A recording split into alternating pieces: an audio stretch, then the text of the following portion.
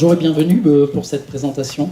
Nous sommes la société Ixiad. Nous allons vous présenter aujourd'hui la méthode Eminosa, qui est une méthode qui va permettre de concevoir et d'évaluer une innovation à partir de... Excusez-moi.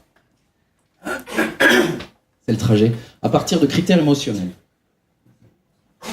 C'est une méthodologie donc, basée sur une synergie forte entre la recherche, notamment avec des partenariats développés à l'Université de Grenoble-Alpes, et également une très forte expérience de terrain, notamment développée chez Ixiad. Alors Ixiad, en quelques mots, nous sommes donc une agence de conseil spécialisée dans l'accompagnement des projets d'innovation. Alors quelques chiffres, 10 personnes, 10 experts au service des projets d'innovation, 20 ans d'existence. L'idée étant de mobiliser l'expérience utilisateur à chaque étape d'un projet d'innovation. On a l'habitude de présenter différentes méthodologies, ou en tout cas notre domaine de compétences et nos différentes expertises méthodologiques autour de quatre pôles, pourrait-on dire, 4 moments d'un projet d'innovation: l'exploration, l'idéation, vous imaginez, l'expérimentation et le développement. L'idée étant ce parti pris très fort chez Ixiad et puis globalement, certainement dans votre cœur aussi, c'est de mobiliser cet utilisateur, cette expérience utilisateur lors de ces différentes phases et puis, j'allais dire, à tout moment dans les projets d'innovation.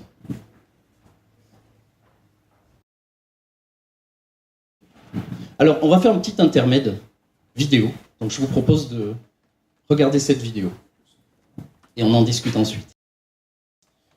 Alors, autant vous le dire tout de suite, c'est un terrible échec, puisque 6 mois après le lancement, le CEO, très chevelu que vous avez vu sur la vidéo, quitte le navire, tout simplement. Échec commercial, d'après vous, pourquoi? Spontanément, qu'est-ce qui vous vient en tête? Qu'est-ce qui peut... C'est pas écolo? Plein de plastique? Ok. Pourquoi on a besoin de cette machine? Bonne question. D'autres idées? On ne voit pas le fruit.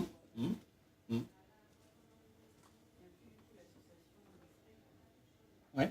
On perd l'association du frais. D'autres idées qui auraient pu amener à cet échec? Pardon? On doit toujours laver les verres. Oui, c'est vrai. On lave plus la machine, mais on doit laver les verres, effectivement. Oui. Et une dernière idée, selon vous?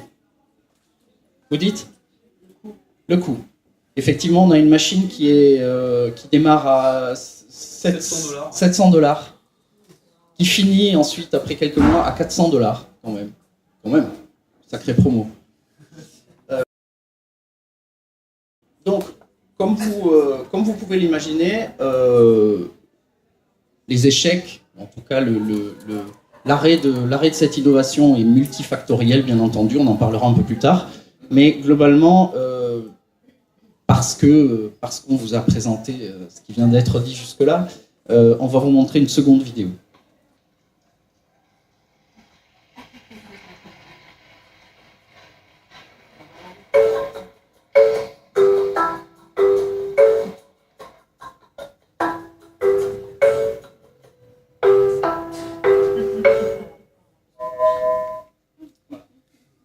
Vous imaginez bien que cette vidéo a fait beaucoup de mal à cette entreprise globalement et qu'il est devenu très difficile de justifier le prix de cette machine ou même son utilité. D'après vous, qui de l'utilisateur, c'est nul de vous poser cette question, tant pis je la pose quand même, qui de l'utilisateur ou du concepteur décide du succès d'une innovation? Ok, vous avez la réponse. Donc, effectivement, c'est ce qui va nous intéresser aujourd'hui, c'est que l'utilisateur, globalement, on ne peut pas préjuger de l'utilité qu'il va percevoir dans un objet d'innovation, bien entendu. Globalement, on peut utiliser chez Savoya un acronyme qui est assez aidant, qui s'appelle le FLOP. Et je crois que, globalement, on est bien dans ce cas-là. Un FLOP, ça peut être caractérisé par 3 axes, 3 dimensions dans l'échec d'une innovation, d'un objet d'innovation. Globalement, ce peut être un échec au lancement. Globalement, un échec au lancement, on peut voir émerger certaines pistes de solutions lorsqu'on parle de correction commerciale ou en tout cas d'action commerciale ou d'action de communication. Donc, le lancement peut être solutionné avec un certain nombre de solutions. Un flop aussi sur operation, donc on peut dire mise en œuvre ou exécution ou réalisation, globalement. Celui-ci, la plupart du temps, le produit est déjà lancé, le produit est existant. Globalement, on peut imaginer corriger le tir lorsqu'il s'agit de problématiques de qualité, de conception produit, etc. Mais celui qui va nous intéresser exclusivement et le plus aujourd'hui, c'est ce dernier cas qu'on va appeler prémisse en français. Globalement, là, c'est plus embêtant. Il ne s'agit pas de communiquer, il ne s'agit pas non plus de changer le prix, il ne s'agit pas non plus de corriger la qualité d'un produit, il s'agit là de revenir à l'idée même qui a amené cette innovation. Alors, on peut se dire, bon, les tests utilisateurs, très bien. Les tests utilisateurs, globalement, tout le monde en fait. Bien sûr, tout le monde en fait. Hein. On sait bien, c'est fini les années 80, la fin des années 80, où on nous disait, tant qu'il n'existe pas d'utilisateur, l'innovation reste au stade de chimère. C'est un joli mot. Donc, on va dire que tout le monde fait des tests. Quand bien même des tests seraient réalisés, il peut y avoir quand même un problème. D'ailleurs, deux problèmes. Le premier, c'est un biais qu'on pourrait dire sur une surestimation de l'intérêt vis-à-vis d'une innovation, qui a différentes caractéristiques, avec des utilisateurs qui sont volontaires pour réaliser des tests, des utilisateurs qui sont très favorables à l'innovation, vous les connaissez, les fameux fans ou les premiers utilisateurs, les early adopters, ou tout simplement qui connaissent la marque et qui surinvestissent finalement l'image de marque et donc qui sont fans alors même qu'on leur a rien présenté. Donc d'emblée, ils sont fans. Là, on a immédiatement un biais finalement avec un risque d'échec à l'innovation. Voilà. De l'autre côté, est-ce à dire qu'il faut aller voir tout à fait l'inverse, c'est-à-dire des utilisateurs qui ne connaissent pas la marque, des utilisateurs qui n'aiment pas l'innovation ou qui ont une très mauvaise vision de l'innovation, perception pardon, de l'innovation, ou des utilisateurs qui, globalement, d'emblée ne seraient pas intéressés par une quelconque innovation. Ce qui va nous intéresser ici, justement, c'est ces deux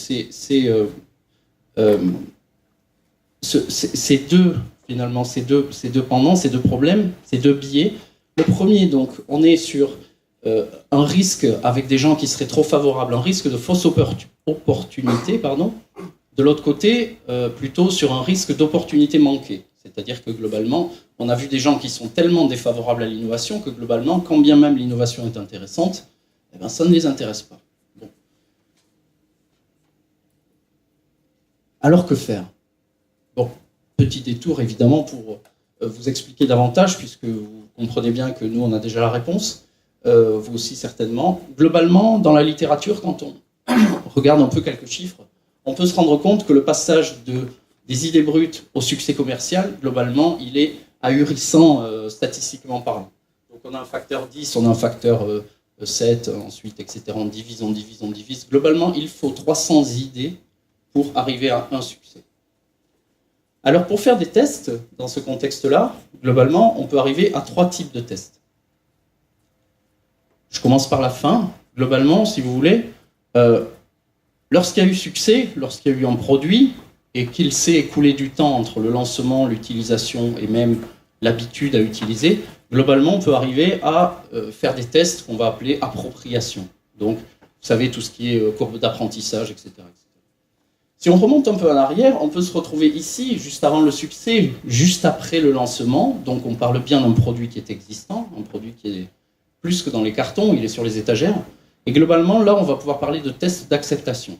Ce qui va nous intéresser, chez Ixiad et puis globalement dans cette méthode, c'est de réduire l'incertitude et puis de réduire le goulot. Oh, j'ai un pointeur, je vais en profiter.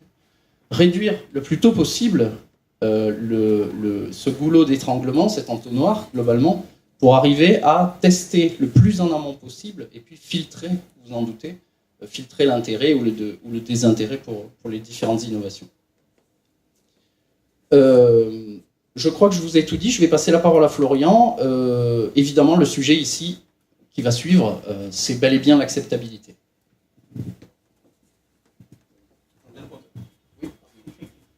Merci Julien. Ok, donc vous l'aurez bien compris, l'acceptabilité c'est vraiment au cœur de nos considérations.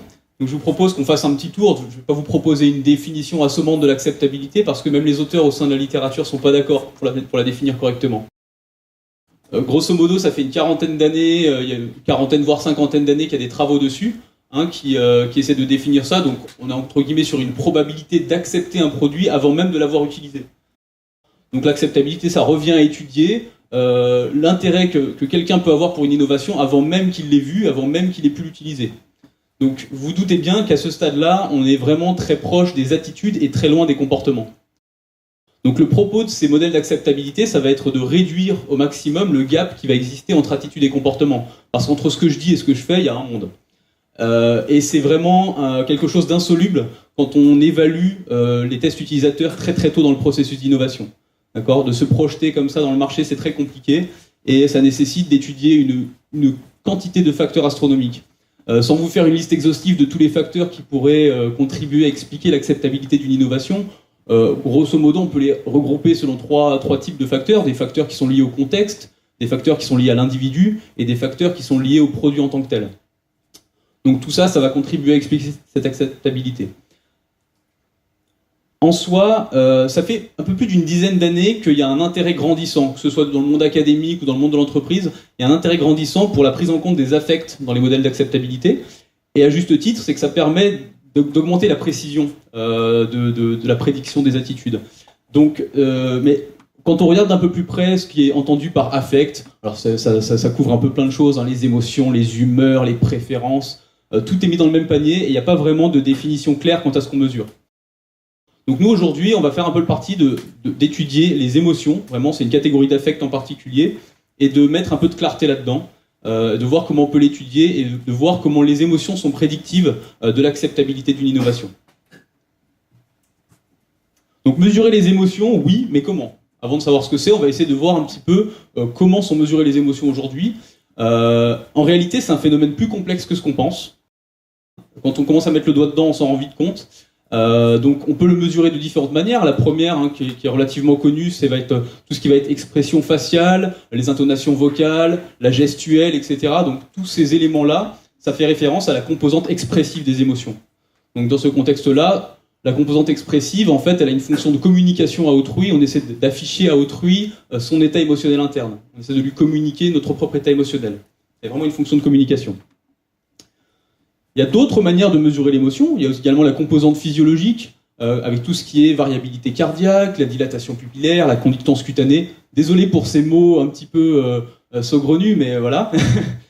Mais voilà, donc tout ce qui va être réaction physiologique. Donc les réactions physiologiques, elles ont une fonction aussi dans les émotions, c'est qu'elles vont permettre de préparer l'organisme à évaluer une innovation. C'est-à-dire, voilà, je prépare mon corps à réagir face à l'imprévu. Donc on a également d'autres manières, donc des mesures plus proches du comportement, qui vont être de l'approche, de l'évitement, de la protection, de la fuite, etc. Donc dès lors qu'on commence à s'intéresser à ce type de mesures-là, on évalue en réalité la composante conative, c'est un mot savant pour dire composante motivationnelle des émotions. Enfin, quand on s'intéresse aussi donc, à tout ce qui va être verbalisation, voilà, je ressens de la joie, de la colère, de la tristesse. Donc là, on est plutôt sur une représentation de son propre état émotionnel. On s'intéresse à la composante subjective des émotions. Et enfin, une composante qui nous intéresse particulièrement, ça va être la composante cognitive des émotions, dans le sens où en fait, on fait le pari ici que toute émotion est précédée d'une évaluation. Lorsque je suis face à une innovation, je l'évalue sur un certain nombre de critères, qui sont des dimensions cognitives, et c'est cette évaluation-là qui va donner lieu à un ensemble de réactions physiologiques, subjectives, expressives, conatives. C'est en quelque sorte la porte d'entrée des émotions. Donc aujourd'hui, les émotions, on les considère un petit peu comme des détecteurs de pertinence, si vous voulez. C'est un petit peu voilà, l'analogie qui est utilisée actuellement pour définir ça. C'est des détecteurs de pertinence qui, par ce processus d'évaluation complexe, va donner lieu à un ensemble de manifestations physiologiques, expressives, subjectives et en termes de tendance à l'action sur la composante conative. Donc il y a une variété de mesures des émotions qui est possible, donc c'est impossible de combiner toutes ces mesures entre elles. Vous imaginez un petit peu l'ampleur du dispositif qu'il faudrait. D'accord ? Donc on est obligé de faire des choix. Aujourd'hui, on considère, si je caricature, qu'il y a des mesures qui sont dites objectives, c'est-à-dire où on va mesurer du signal physiologique qui est non contrôlable par l'être humain. Typiquement des réactions physiologiques, des expressions faciales, etc. On ne contrôle pas ce genre de choses. Par opposition, on va considérer des méthodes dites subjectives, où là, on s'intéresse à l'opinion que l'individu a de l'innovation. C'est-à-dire, si je ressens de la joie, de la colère, si j'évalue l'innovation d'une telle ou telle manière, ça repose sur des composants subjectifs. Ce qu'on cherche à démontrer ici, c'est que les mesures objectives, bien qu'elles aient une certaine pertinence dans certains cas, elles ont quand même certaines limites. Premièrement, il y a certains résultats qui sont controversés dans l'utilisation des mesures objectives. La raison étant que souvent on s'est rendu compte que le mode de présentation du stimulus, c'est-à-dire de l'innovation, selon si je le présente en photo ou si je le présente en vidéo, ça a plus d'effet sur la réaction émotionnelle que la nature même de l'innovation que je présente. Il y a même d'autres choses, c'est-à-dire certaines mesures qui montrent qu'elles sont parasitées par des fonctions comme la digestion, l'attention ou l'effort. Donc en fait, on ne mesure pas que de l'émotion, mais on mesure un certain nombre de choses également périphériques et qui ne sont pas dignes d'intérêt. Donc qui risquent de bruiter un peu le signal de ce qu'on mesure. C'est des mesures qui sont également, alors le terme est peut-être un peu fort, relativement intrusives, dans le sens où sur des individus, sur des participants par exemple qui n'ont jamais expérimenté de porter un eye tracker ou de porter un casque EEG ou ce genre de choses, ça va venir brouiller la mesure dans le sens où le dispositif de mesure a plus d'effet sur les réactions émotionnelles que ce qu'on cherche à mesurer, c'est-à-dire l'innovation. Donc vous voyez que c'est un petit peu en ce sens que c'est intrusif. Enfin, il y a également un déséquilibre entre les coûts et les bénéfices apportés par ce genre de mesures. Ce sont des mesures qui généralement sont confinées au laboratoire parce que ça demande un certain nombre d'équipements, de dispositifs, d'analyse de logiciels. Et donc, nécessairement, ça implique des coûts en termes de matériel, en termes de rémunération des participants, en termes d'analyse des données, parce qu'il y a quand même des analyses très complexes qui tournent derrière. Et tout ça, ça contribue finalement à apporter une valeur qui est un petit peu en déséquilibre par rapport au coût. Donc les mesures objectives, ça rime pas forcément avec une atteinte des objectifs par rapport au projet d'innovation. Ça fait un petit peu écho avec l'expérience utilisateur, comme on le mentionnait tout à l'heure. L'expérience utilisateur revêt forcément une dimension subjective. On accorde beaucoup plus de poids à la subjectivité. En plus, je pense que je vous apprends rien en vous disant ça, chaque projet d'innovation, quel qu'il soit, ou de test quel qu'il soit, il revêt des contraintes d'ordre temporel, des délais, c'est-à-dire qu'il y a des délais à tenir, et ces délais sont de plus en plus courts, on se rend compte actuellement avec nos clients, c'est-à-dire qu'il y a des exigences de plus en plus fortes quant à la réalisation de tests ultra rapides, ultra agiles, c'est-à-dire qu'il faut qu'ils soient itératifs, qu'ils respectent les délais du projet initial. Et également, c'est emballé, des contraintes au niveau des coûts, ça personne ne dira le contraire, j'imagine. Donc il y a d'autant plus une nécessité de devoir développer des méthodologies qui soient optimisées en termes de coûts. Il ne s'agit pas de faire du low cost ou de faire des prestations dégradées, mais il s'agit d'essayer d'optimiser, d'automatiser ce qui est automatisable. Et enfin, on doit gérer la complexité. Aujourd'hui, il y a certaines méthodologies qui sont relativement puissantes, mais qui sont de véritables usines à gaz lorsqu'il s'agit de traduire les résultats en recommandations opérationnelles. D'accord ? Donc nous, c'est sur la base de ces trois types de contraintes qu'on a bâti la méthodologie Eminosa. On vous présente maintenant, après cette longue introduction qui était nécessaire. Donc Eminosa, ça fonctionne d'un point de vue relativement simple. On essaie de modéliser la relation entre émotion et cognition, et on y est parvenu. Donc c'est de voir un petit peu comment s'articule la manière dont on évalue une innovation et les émotions que ça peut susciter. Donc ça va être le fondement, et ça va nous permettre de prédire l'acceptabilité d'une innovation, a posteriori. Donc c'est se dire, en mesurant ces aspects-là, je suis capable de prédire l'acceptabilité, et au-delà de la prédire, c'est de l'expliquer. Comment on a construit ça ? En fait, on a répété un protocole, qu'on va vous présenter rapidement. Le contenu des slides n'a peu d'importance, c'est pour ça qu'elles sont si petites, c'est uniquement pour vous montrer un petit peu l'illustration. Donc par exemple, là c'est l'exemple sur un questionnaire en ligne. où on va dans un premier temps évaluer l'expérience que quelqu'un a d'une situation problématique, en termes de probabilité passée ou de probabilité future. Quelle est la probabilité pour que vous ayez rencontré ce problème? Quelle est la probabilité pour que vous rencontriez ce problème dans le futur? Et vis-à-vis de ça, on va présenter un concept qui répond à ce problème. Voilà. Ça permet d'évaluer un petit peu la pertinence du concept vis-à-vis de la situation problématique. Suite à cette présentation du concept, on va évaluer sur un certain nombre de critères qu'on verra par la suite. Évaluer sur des émotions, voilà, un set d'émotions prédéfinies. Évaluer également l'acceptabilité en termes de consentement à essayer, consentement à adopter, consentement à payer, etc. Et enfin, quelques intentions d'usage. Et ça, donc, on l'a répété plus de 2600 fois, donc avec des innovations très différentes, très variées, dans des domaines B2B, des domaines B2C. Et ça nous a permis de rendre le modèle très robuste en termes de prédiction. Donc, suite à cette séquence évaluative, donc, pourquoi on utilise cette séquence-là? C'est parce qu'elle est exactement similaire à la manière dont l'être humain traite l'information lorsqu'il fait face à la nouveauté. Quand vous êtes face à quelque chose de nouveau, la première chose, c'est que vous dites, est-ce que ça fait écho avec des problèmes que j'ai déjà rencontrés? Première phase. Vous évaluez ensuite sur un certain nombre de critères cognitifs, ça vous donne une réponse émotionnelle, et enfin, vous vous dites, est-ce que j'accepte ou est-ce que je rejette? Donc on respecte strictement le décours temporel qui se passe dans la séquence de traitement de l'information. Donc une fois qu'on a accumulé toutes ces données, ça nous a permis de générer un algorithme, excusez-moi pour les gros mots, de type machine learning cumulatif supervisé. Je peux pas le dire autrement, je me ferai un plaisir de le dire avec des mots peut-être plus digestes par la suite. Comment ça fonctionne aujourd'hui? On présente une innovation à un individu donné. Donc là, par exemple, c'est l'exemple d'une poignée de porte sans clé qui s'ouvre et se verrouille uniquement à l'aide de son smartphone ou de son empreinte digitale. On a un individu donné, pris au hasard, vous le reconnaîtrez peut-être, qui ressent de la peur à l'égard de cette innovation. Donc voilà, il a peur, on se demande pourquoi il a peur. Ok, la première chose qu'on peut déduire à partir du modèle, c'est qu'on peut calculer un score d'acceptabilité.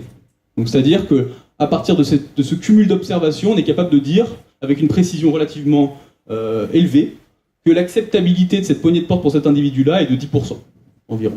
D'accord ? Outre ce résultat informatif, l'idée c'est de voir un petit peu quelles sont les raisons de cette faible acceptabilité. Donc c'est pour cette raison que là on a un ensemble de critères cognitifs que sont la familiarité, la prévisibilité, l'agréabilité, l'intensité, l'utilité, beaucoup de mots en IT, vous voyez, substituabilité, contrôlabilité et légitimité. Ce sont des mots, les substantifs IT sont issus des anglicismes un petit peu, vous m'excuserez, mais voilà. En vert, vous avez un modèle de référence.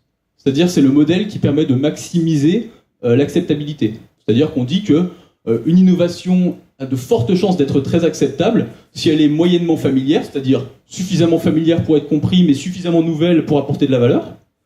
Si elle est prévisible, si elle est agréable, si elle est moyennement intense, c'est-à-dire suffisamment intense pour être stimulante, mais pas trop pour être stressante.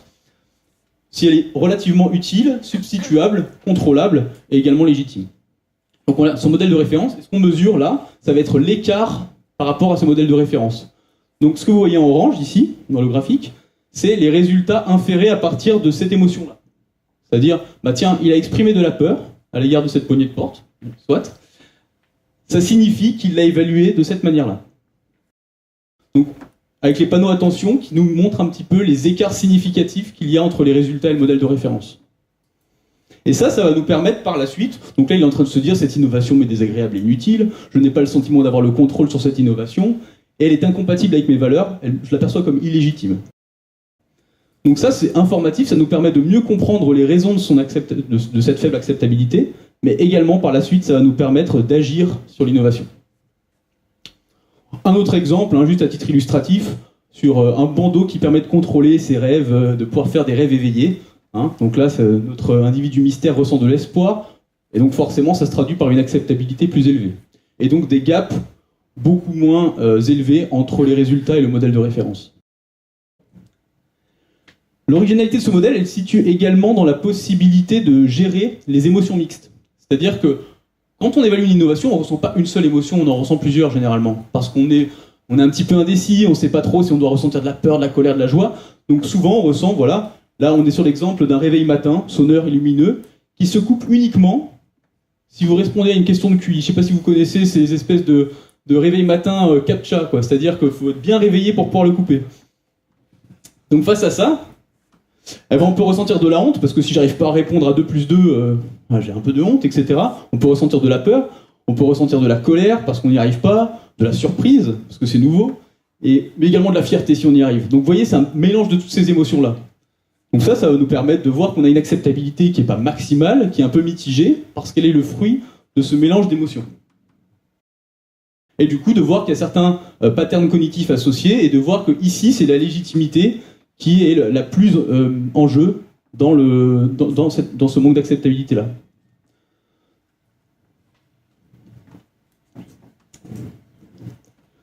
On va vous montrer un petit peu comment ça s'applique ensuite en termes de recommandations.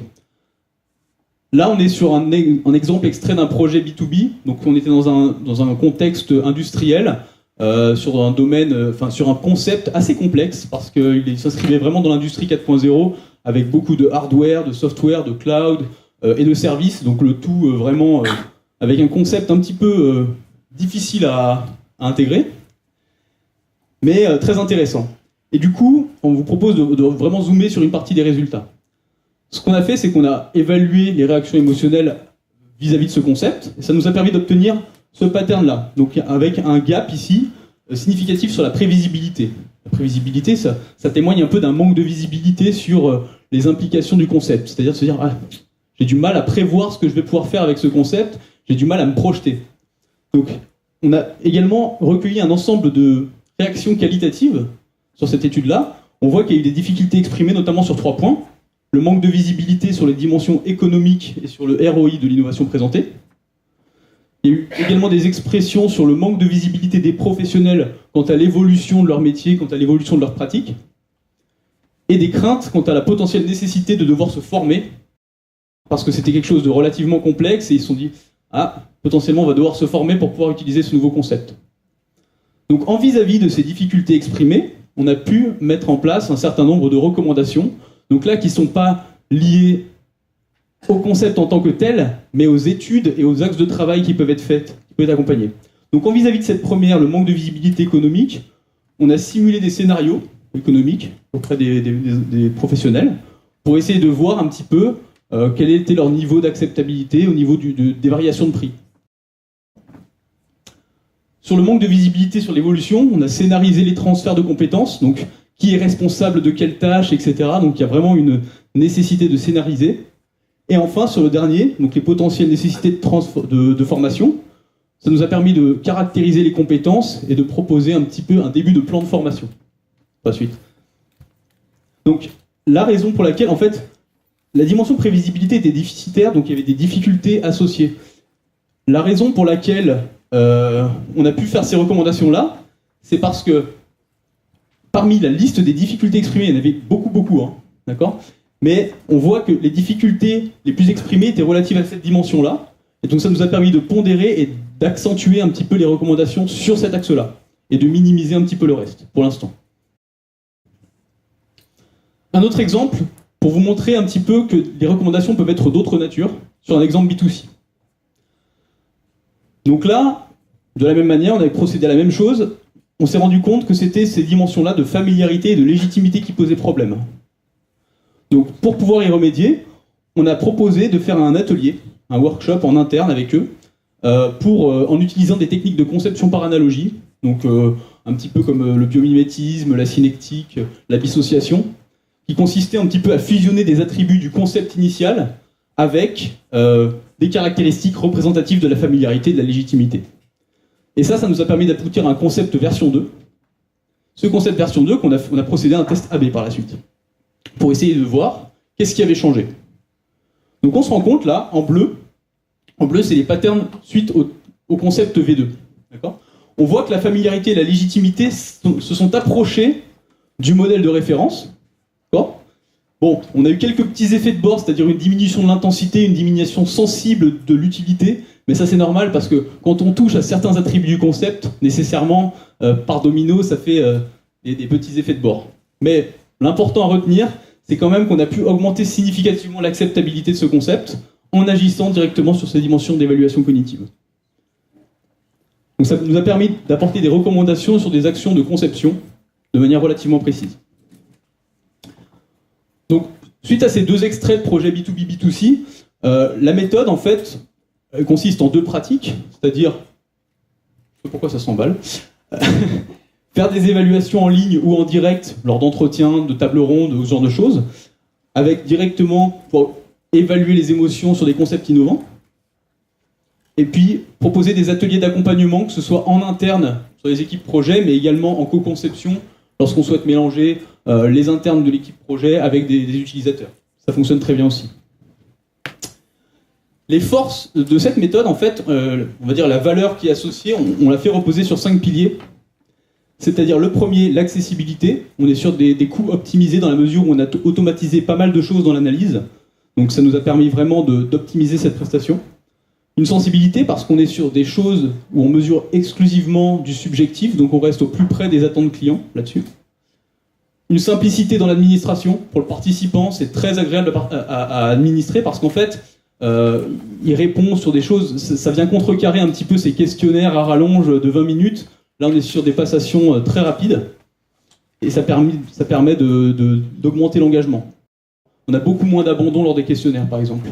Une proactivité, dans la mesure où on ne se contente pas uniquement de faire un diagnostic, de dire « Regardez les émotions que ressentent vos utilisateurs, débrouillez-vous avec ça ». Non, on va au-delà, on va plus loin, on cherche à apporter des justifications et également des pistes d'action vraiment centrées sur la R&D et le marketing. Et enfin, une des valeurs, la rapidité. D'accord ?